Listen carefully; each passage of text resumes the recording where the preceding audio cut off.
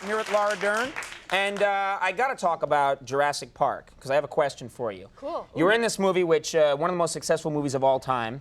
It grossed over $80 gillion. Yeah, I don't know if you're aware of that. was right, yeah. Was that the actual figure? 80 gillion. Good, and I was just curious, you know, sometimes they talk about there'll be a sequel or something like that. Are you going to be in the sequel, do you know? No, I'm not. They're actually shooting it now, and it's based on The Lost World, which is the sequel to the book Michael Crichton wrote.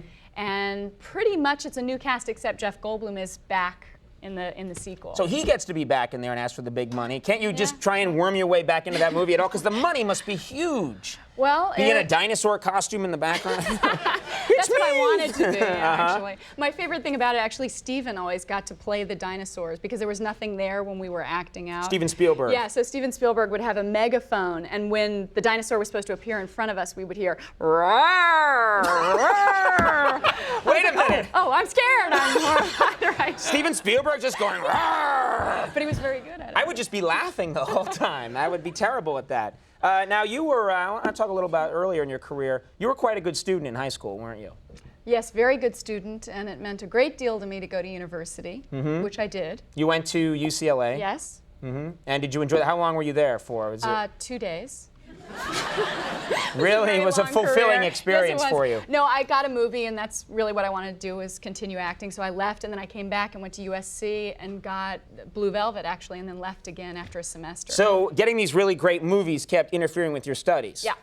That's terribly tragic, yeah. So then what happened? Did you ever go back to school? I did, actually. This last semester, I re-enrolled in university. So you went back now? Yes, and in fact, basically right now in Los Angeles, I should be taking my final, but I'm on the Conan O'Brien show.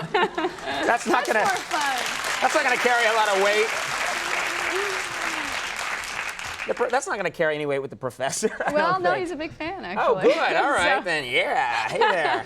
Let her go easy, huh? Yeah, come on. So you grew up. Both your parents were in show business. You grew up kind of fast. You grew up. You were working kind of early, weren't you? As an actor. Yeah, I started acting when I was 11, and in fact, when I was 11, was at a Hollywood party. You know how those are. They actually have. I've never been invited to a Hollywood party. Really? Oh, no, I don't get it. Andy and I stand outside a lot and go, "Come on, we won't break nothing."